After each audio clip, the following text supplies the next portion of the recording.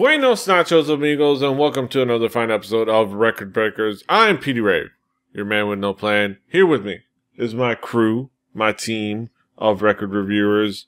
We've got none other than Drew. Hey guys, how you doing? We've got Brett. Hey. And we've got Patrick. Hello, gentlemen. We're here to discuss music and to review an album. The provider of this album that we are talking about this week is none other than Patrick. Patrick, what do you got for us this week? So I said we were going to go a little bit on the progressive metal side, and it's a sort of concept album rock opera. It's Devin Townsend, his solo album, Ziltoid The Omniscient. Fascinating album to say the least. Drew, what were your expectations coming into this album? Well, Patrick told us that it was a concept album, and that it was sort of in the prog to death metal genre.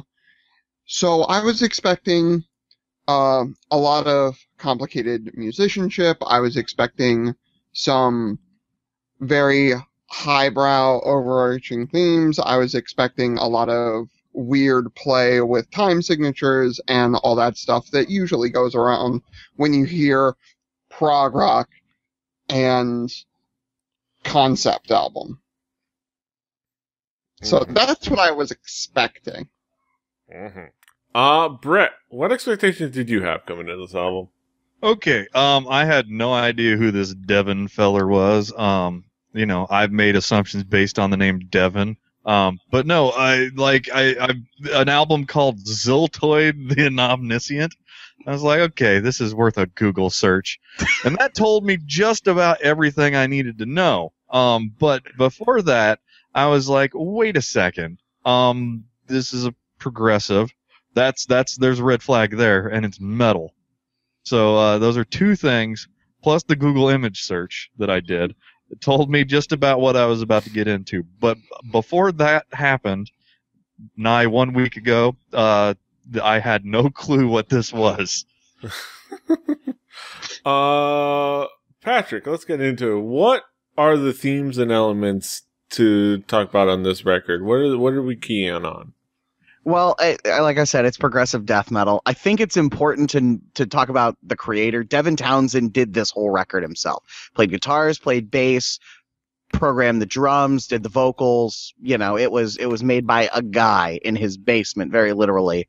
Devin Townsend was best known for his band Strapping Young Lad. Before that, he was actually a lead singer for Steve Vai's band, and he's had a couple of bands he's played in as like Devin Townsend Band, Devin Townsend Project, but this was just him in his studio trying to escape the world and make something himself.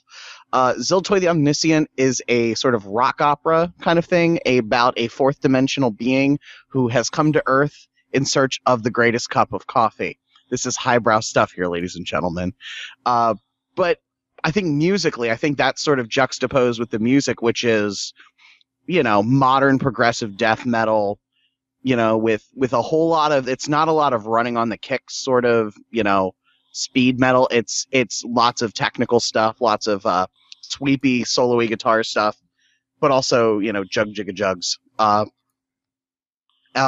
Townsend is really, he's one of the vocalists who can both scream and sing really well. He has sort of a very over-the-top operatic sort of singing voice, and he can scream the paint off the walls, and I appreciate that. So the album is a story about this ridiculous character, Ziltoid The Omniscient, and he comes to Earth for coffee, and he is disappointed in what he finds. He is disappointed. Yes. Drew, what were the themes and elements that caught your attention? One, we're going to start with the fact of what Swire said. It's one guy doing the entire record. And usually when you have, okay, I'm the one guy that I want to make a record by myself. I want to do everything on the record, from drums to guitar to vocals. You get the sense in the record of what the guy's main instrument is, right? You sort of hear, okay, the guitar work comes out a little bit more. So therefore you kind of know he's a guitarist because that's what he works with. Okay. You get that sort of feel from it, right? Or like if it's someone like a bass player that does it, the bass is going to be more prominent. This one, the whole way through, it just sounded like a band to me. It sounded like every instrument was getting its fair share, and each instrument was done really well. Now saying all that and getting through this is really well done from a whole standpoint, let me reiterate the point that Swagger made about this record. It's an alien being searching for coffee, not getting good coffee, and then destroying planet Earth. That's the story. Like, that's what you're dealing with here. That's Act 1 and 2. Right, Yes. exactly.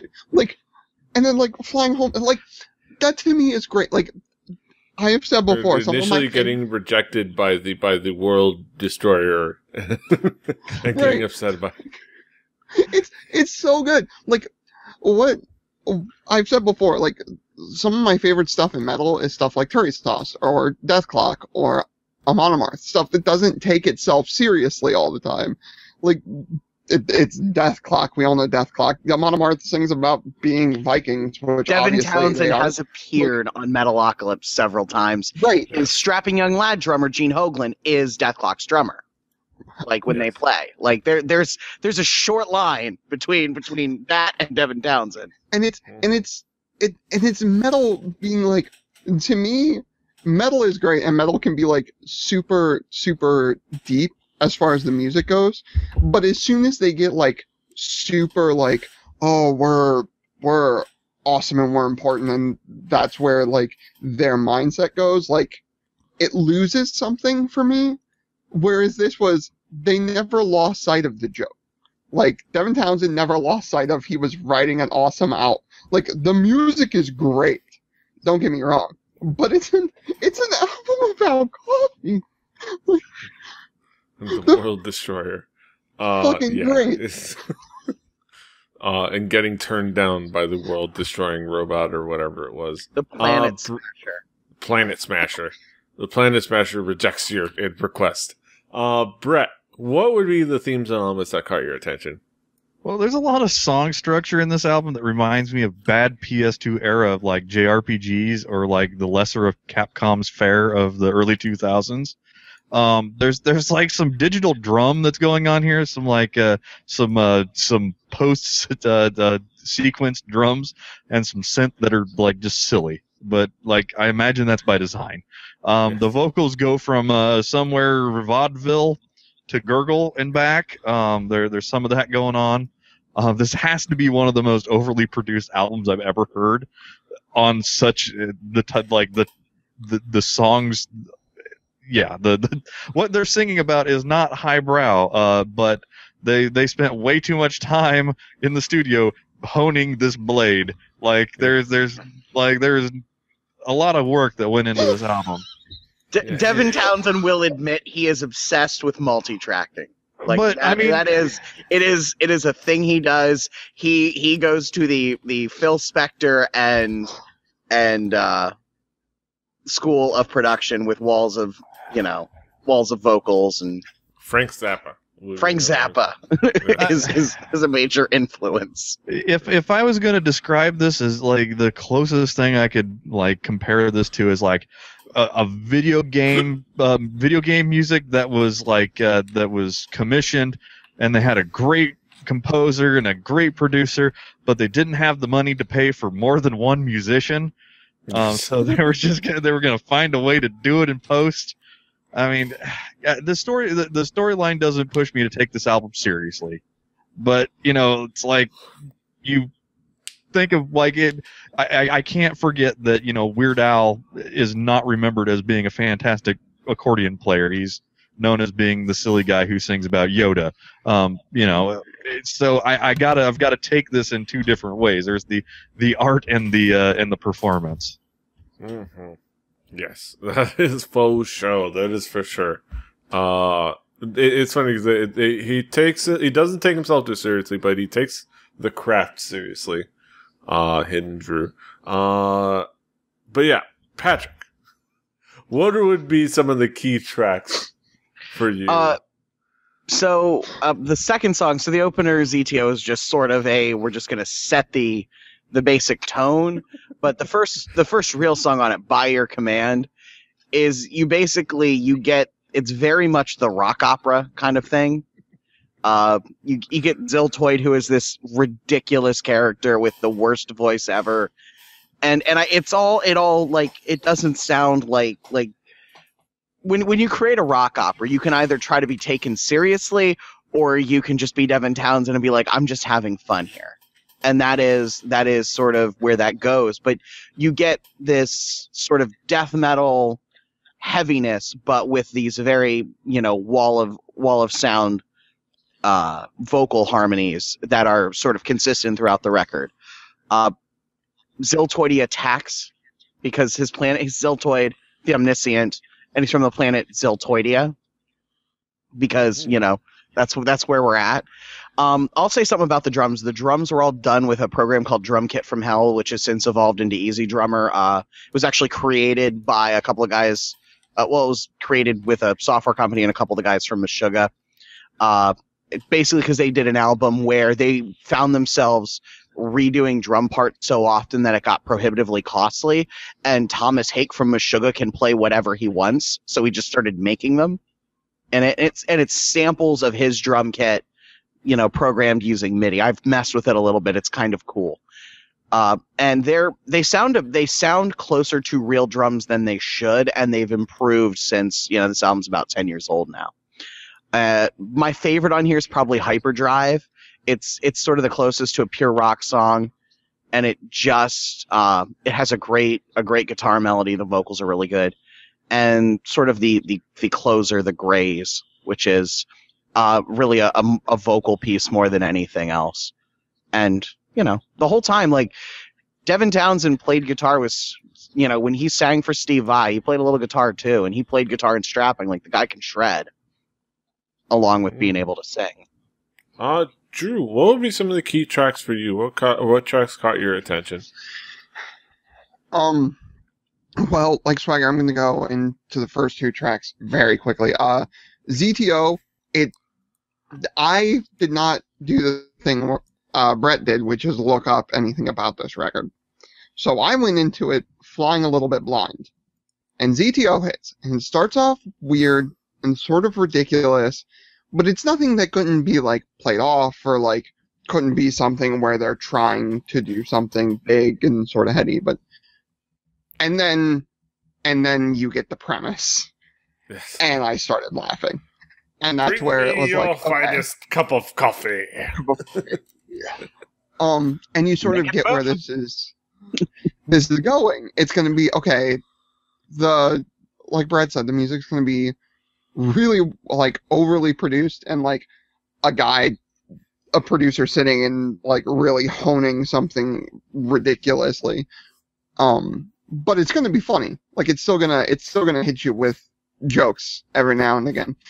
By Your Command was great because it shows a little bit of everything that you're gonna get in a record. It had the growly vocals, it had the clean vocals, it had really solid drum work, it had heavy hitting guitars from beginning to end, and it sets up the premise, the I am an alien that loves coffee premise. And then the Grays to me was kind of cool, getting towards the end of the record, because it was sort of leaving on something that I think was, at least to me, sounded a little bit, it was a little lighter than the rest of the record, but it was something that was sort of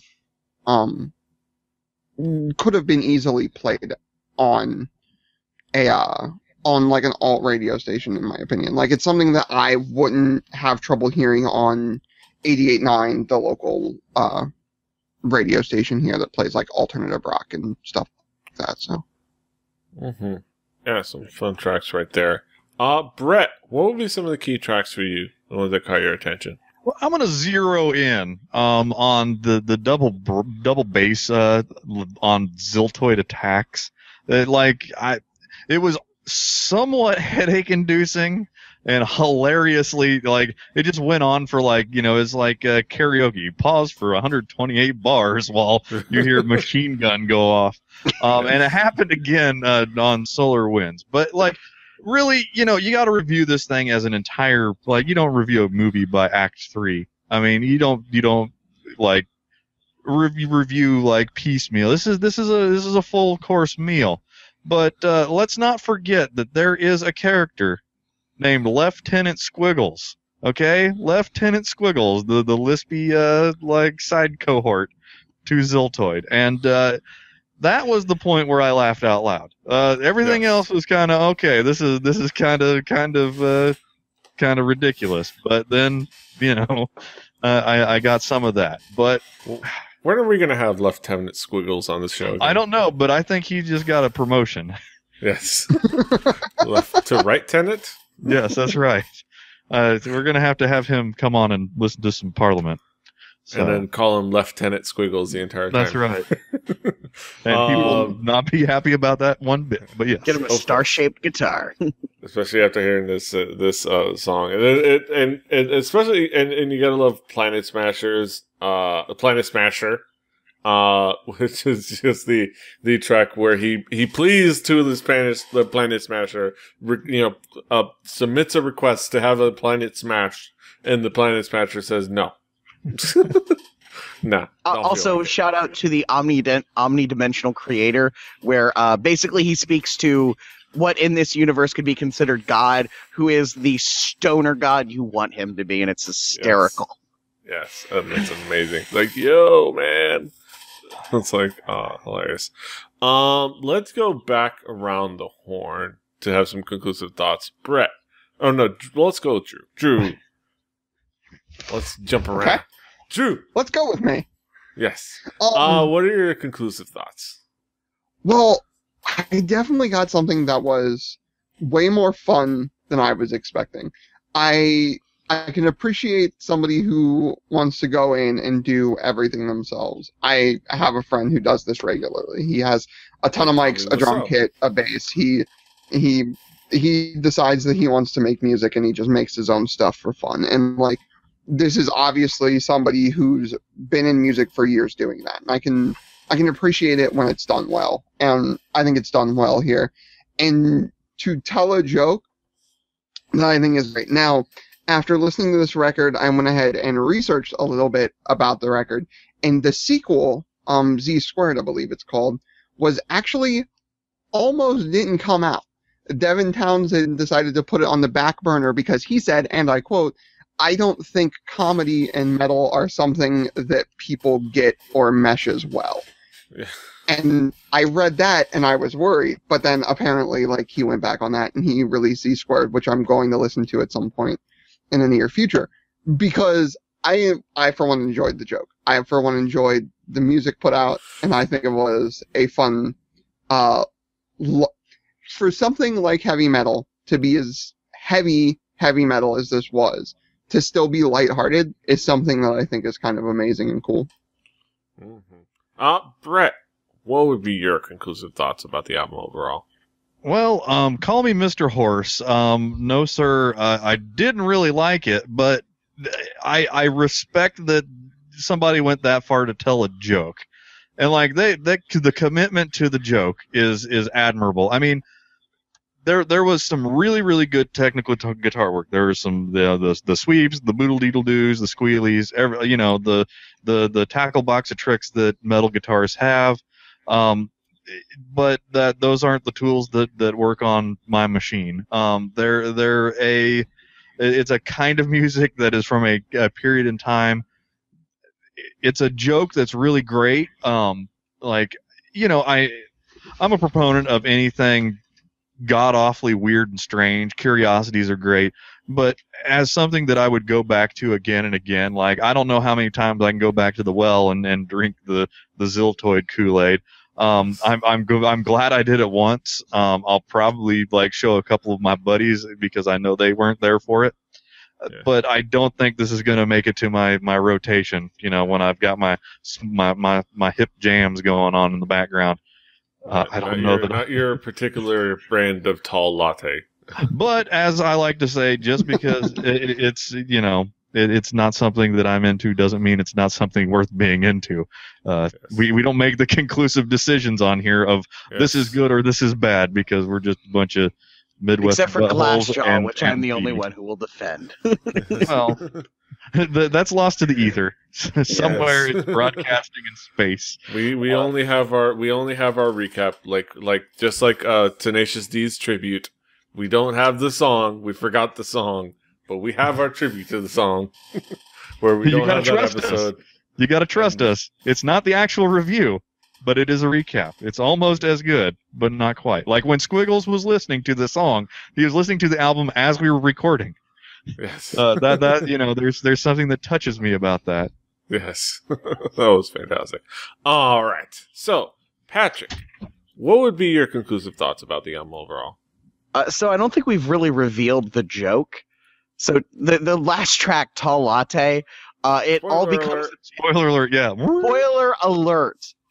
Seriously, you should listen to this. It doesn't ruin it. It's still funny every time just because it's elaborate. It goes on for 40-some minutes. And then this last 2-minute throwaway track at the end, it is revealed that the entire story has taken place in the head of somebody working at a coffee shop. Yes. And anyone who's ever worked a mindless menial job for any period of time in their life has told us some sort of ridiculous story in their head to make the day go by. And Yes. it's such like an elaborate joke that I can't help but love it for existing to tell the joke, along with just being a good metal record and being well executed. But Devin Townsend's one of those crazy prolific guys who just releases music every 8 minutes, and there's more than anything. It's prog metal, but he does everything, and I kind of like him for it, for being that guy who just, I'm gonna try something new. I'm gonna do an ambient record. I'm gonna do more electronic stuff. Yeah. So go check this out and maybe some of his other stuff. Check out some Strapping Young Lad because it's pretty cool stuff. If you're into death metal, Strapping Young Lad. Mhm. All right, so that's our thoughts on the album. Now we get to our main event of the evening. We got our haiku reviews. Little 575 action, not 577, not 35, 46. 35, 36, 24, 36. Maybe Like 5-3? Kaz. Only see 5-3. Okay. But some haikus. Let's see, who do we start with? Let's start with Drew. Drew, what is your haiku? Something gets me laughing through a banging head. It isn't fetid. Mm-hmm. Brett, what is your haiku? Can't ignore the weird. Although I really don't dig. It ain't about me. Ain't about you. Alright, my haiku. Tells an odd story to some crazy prog metal. Bow down to Ziltoid. Patrick, what is your haiku? One man's creation, songs that amaze and amuse. One large latte, please. Mm-hmm. With whip, no whip, skinny. No. Non-fat, nothing else. Exactly. All right. So that's it for our thoughts on Ziltoid The Omniscient. You can find that on If our there was Spotify. 2 omnisciences, he would be both. Yes. That is a fact. You can check that out on our Spotify playlist. Play Along at Home, Play Record Breakers, the home game. On that same playlist, making words by combining 2 words. On that same playlist is our next week's album, which is provided by none other than Brett. Brett, what do you got for us next week? On our playlist, we will have This Is Cave Music by the band Moon Hooch. Moon H. Yeah. It's going to be interesting. I have to see that. But that's it.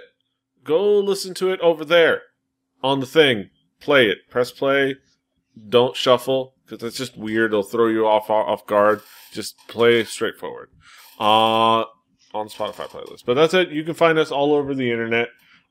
Patrick is at The Swagger. Brett is at Hibbity Bibber at HIBBITYBIBBARD. Drew is at XJuciferX. I'm at PD Rave. The show is at 4 Record Breakers. That's the number 4 Record Breakers. RecordBreakersPodcast.com. RecordBreakersPodcast@gmail.com. Rebelli.net. For this and other shows. You can even check out Fanny Pack. You can check out on our website or on the freaking Awesome Network. If you like Fanny Pack, go give us a shout out over there. Let them know that we're noticed, that you appreciate us over there. But that's it. On iTunes, Stitcher, share, like, subscribe. YouTube page, subscribe to that. Until next time, hasta los huevos. Toodaloo, y'all. Catch me on Bum Bag Grappling.